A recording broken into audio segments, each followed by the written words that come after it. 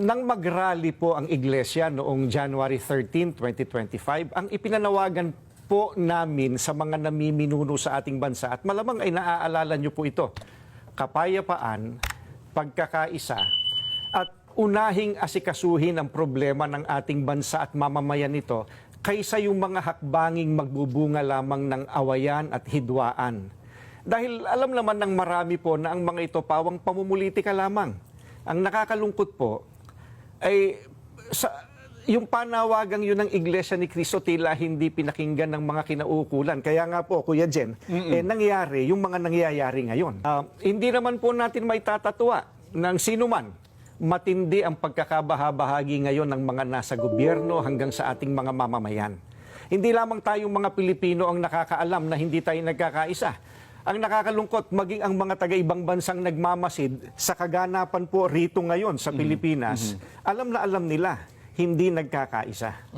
Mukhang nabulagang nga daw mga miyembro ng gabinete ng Administrasyong Marcos nang magsalita ang anak ng dating Pangulong Rodrigo Roa Duterte na walang iba kundi si Vice President Sara Duterte Carpio sa kanyang pahayag na anindigan ng Vice Presidente na hindi tamang pag-aresto sa kanyang ama, lalo't lumalabas ngayon sa investigasyon ng Senado na wala naman pala talagang red notice na di umano'y nooy ipinipilit ng mga gustong umaresto sa kanyang ama. Ayon pa mismo sa Vice Presidente ay kung kayang gawin daw ng pamahalaan ng bansang Pilipinas sa i-aresto or i-surrender ang dating Pangulong Rodrigo Roa Duterte sa isang banyagang husgado, paano pa raw kaya mga ordinaryong Pilipino na walang magagawa kung ang pagtripan ng sarili itong gobyerno? Dahil nga dito ay marami sa ating mga kababayan ngayon ang nagsasabi na sinisimula ng Senado ang investigasyon sa nasabing pag-aresto kay dating Pangulong Rodrigo Roa Duterte ay dapat naman daw ngayon ay gawin nila kung paano ang nararapat. At ayon sa kanila, yun daw ay panagutin ang lahat ng mga taong sangkot sa iligal na pag-aresto sa dating Pangulo at gawin nila ang lahat ng kanilang makakaya para lamang maibalik ang dating Pangulong Rodrigo Roa Duterte sa kanyang lupang sinilangan. Dagdag pa nila ay huwag nilang antayin ang taong bayan pa ang kikilos para lamang mapanagot ang lahat ng mga nagkasala dahil hindi daw di umano magugustuhan ng kasalukuyang administrasyon ngayon na pinamumunuan ni Pangulong Bongbong Marcos Jr. ang kanilang gagawin. Kaya't sigaw nila ay dapat managot ang dapat managot at pauwiin na si dating Pangulong Rodrigo Roa Duterte sa bansang Pilipinas sa lalong madaling panahon. Matapos nga lumabas ng balitang ito ay umani agad ng samot-saring komento at reaksyon mula sa marami sa ating mga kababayan at marami nga sa kanila ngayon ang hindi napigilan kanilang sarili na maglabas ng kanilang hinayang at komento sa mundo ng social media. At nagsalita ng mga lords ang INC. Panoorin natin. Mga kababayan po natin, ang posisyon po ng Iglesia ni Cristo ay ito. Kung ano ang tama at kung ano ang nasa mga batas natin, yun sana ang dapat pairalin. Huwag po itong pilipitin para umayon sa nais ng sinuman. Hindi po sumasang-ayon ang Iglesia sa anumang hakbangin na hindi naaayon sa mga batas ng ating bansa. Sapagkat ang batas po ang salalayang nagpapanatili ng kaayusan sa ating bansa. Kapag ang batas ay binaliwala, ay nagbubunga ito ng kaguluhan, hidwaan at kawalang hustisya. Alam niyo po iyan. Sino mang Pilipino o mamamayan ng ating bansa na may ginawang paglabag sa ating mga batas, dito dapat litisin sa ating bansa. Agree. Bakit po? Sapagkat gumagana naman ang sistema ng ating hustisya. Hindi po natin sinasabing wag litisin ang dating Pangulo sa mga iniaakusa laban sa kanya. Ang saganang amin po, nagtitiwala ang Iglesia ni Cristo sa integridad at kakayahan ng hudikatura para pagpasyahan ng ganitong bagay at usapin. Klarong-klaro. The message is clear. Kung may kasalanan si Tatay Digong, husgahan siya, litisin siya sa sariling bansa na walang nangingialam na mga dayuhan at ibang lahi. Basic. Napakadaling intindihin. And I'm really happy mga lods na nag-voice out at naglabas ng statement ang INC. Sabi pa nga, di ba? Sa eleksyon na lang tayo magkikita-kita. Alam niyo mga lods, ito lang napapansin ko. Narinig niyo ba yung speech ni VP Inday Sara kanina? No, na sinabi niya na wala na tayong magagawa, hindi na natin, sabi niya, hindi na natin maibalik si Tatay Digong sa Pilipinas, temporarily lang siguro yun. Parang sinabi din niya, all we need to do is to move forward para sa bansa natin. Grabe mga Lods, no? Despite na nakikita ni VP Inday Sara na Luzon, Visayas, Mindanao, pati mga OFW ay nagsilabasan, di ba? Nag-gather, nag-rally, nag-prayer rally to give support, no, kay Tatay Digong. Hindi niya yon tinake advantage. At never siyang nagsabi na mag-people power na tayo. 'Di ba? Kasi kung sa Dilawan 'yan, 'di ba ganyan yung style ng Dilawan, 'di ba?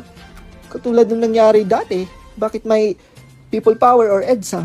'Di ba? Kasi tinake advantage din ng mga Dilawan yung nangyari. Pero si VP Inday Sara, nag-advise lang siya sa mga kababayan natin mag-move forward. Grabe, no? So makikita mo talaga mga Lods, kumbaga hindi siya gahaman sa posisyon, maging presidente, or kapangyarihan. Hindi. Diba? Kumbaga, hindi niya ginamit, advantage na sana ng mga Duterte ito eh. Diba? Kasi as you see, talagang grabe yung support ng mga Pilipino kay Tatay Digong. Pero anong sabi niya? Let's move forward. Grabe, no? Talagang dito makikita mga Lods na ang mga Duterte, hindi sila gahaman sa posisyon, sa kapangyarihan. Ang sa kanila lang, trabaho lang, serbisyo lang, tapos ginanyan pa sila. Ako lang ba mga Lods, yung naaawa ako sa sitwasyon ngayon ni VP Inday Sara. Kasi nasa sitwasyon sila ngayon na, lalo na nung na-obserbahan ko, no, yung kanyang speech kanina, yung parang sinasabi na niya na wala na din naman na tayong magagawa, hindi rin naman, parang wala din namang pakialam ang gobyerno sa kanila. Or parang in short, kalaban talaga ng gobyerno ang mga Duterte. Kasi as you see, all the resources ginigipit si VP Inday Sara at ang mga Duterte. From the budget, tapos pina-impeach pa siya. Pinagtulungan talaga. Bakit? Saan ba yan nagmula? Sige nga, i-recall natin, saan ba nagmula yan? Sa confidential funds na paulit-ulit nilang binabato kay VP Inday Sara. No, which is, nagko-cooperate naman ang OVP at si VP Inday Sara sa mga request ng Commission of Audit. Diba? And yet, yung mga kongresista, tira pa rin ng tira kay VP Inday Sara. Talagang, meron talaga silang demolition job na gustong gawin. Lalo na kay VP Inday Sara. Hanggang sa naghayag na si Tatay Digong ng kanyang opinion na ang pinaka-corrupt na institusyon, naalala mo yun, ay ang Congress, which is true. Yun na. Doon na nag-start na nasaktan ang mga kongresista, mga balat sibuyas. Akala mo naman talaga hindi totoo. Tapos, ano na? Ayun na. Yung People's Initiative. Ayun na. Diba? Yung nangangalap ng perma. Tapos, binibigyan nila ng ayuda at pera kapalit ng perma. Diba? Naalala nyo yun? No, buti natigil yon kasi pumalag eh. Gusto nyo palang baguhin ang konstitusyon, di ba? Para ano? Para mas tumagal kayo sa pwesto. And of course, since binabanatan, tinitira ang mga Duterte, palag din sila. Ang sa ginagawa nilang pantapal na ang mga Duterte sa kabulastugang pinaggagawa at korupsyon na nangyayari under Marcos admin, di ba? Hanggang sa palala ng palala yung korupsyon. Pero para matabunan yung korupsyon, di ba? Titirahin nila ang mga Duterte, di ba? Parang wala nang ginawa itong admin ngayon. Puro nakapokus sa mga Duterte. I-impeach si VP Inday, ipakulong si Tatay Digong. Di ba? Ngayon, bali-balita na naman, parang ipapakulong si Baste. Oh my God. Saan na ba ang direksyon ng bansa natin? Na bang pag inalis nyo ang mga Duterte ay masusolusyonan ang gaganda ba ang Pilipinas? Masusolusyonan ba ang mga main problem sa bansa natin? May mga naririnig pa ako na ang mga Duterte daw ang sumisira. Hayaan na lang daw na masunod ang presidente ngayon.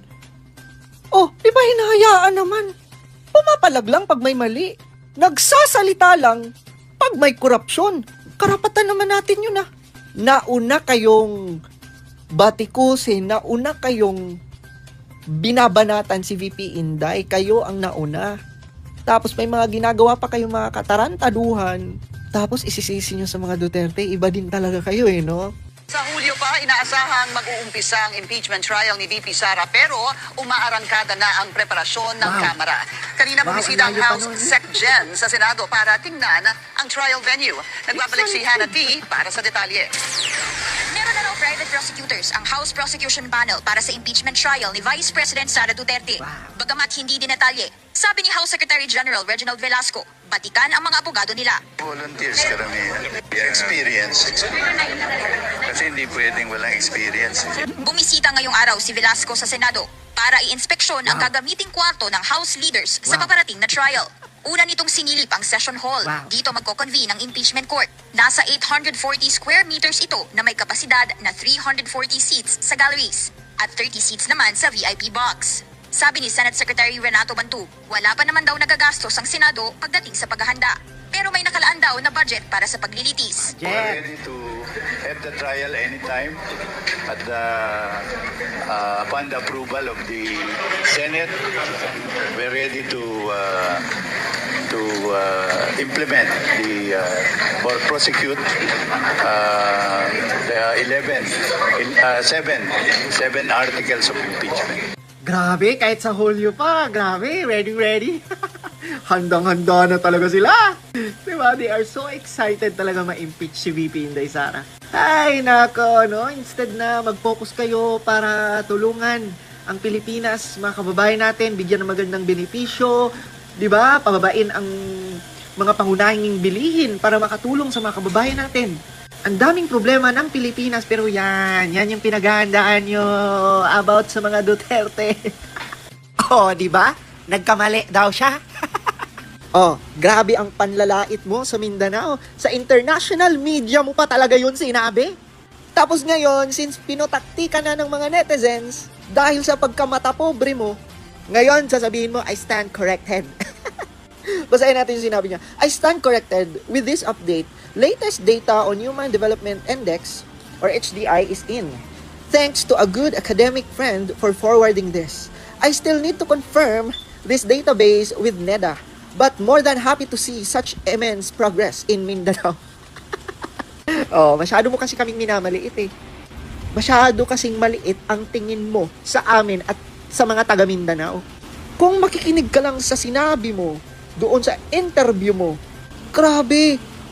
Diba? Kumbaga, manliliit ka talaga eh. Kung ikaw taga Mindanao ka, papalag ka talaga eh. And yes, we are progressing. Mindanao is progressing.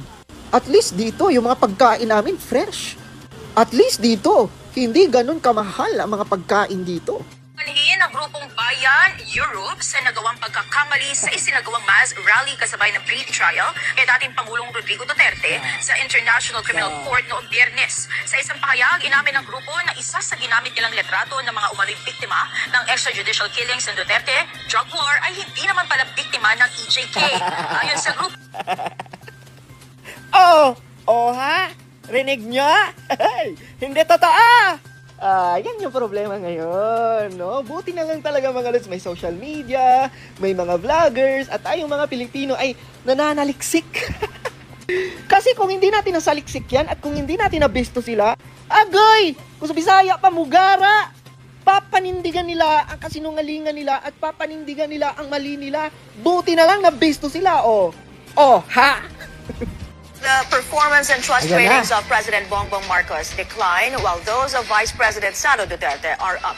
The latest Are up. Pulse Asia survey shows 42% approved of Marcos's performance, lower than the 51% rating in January.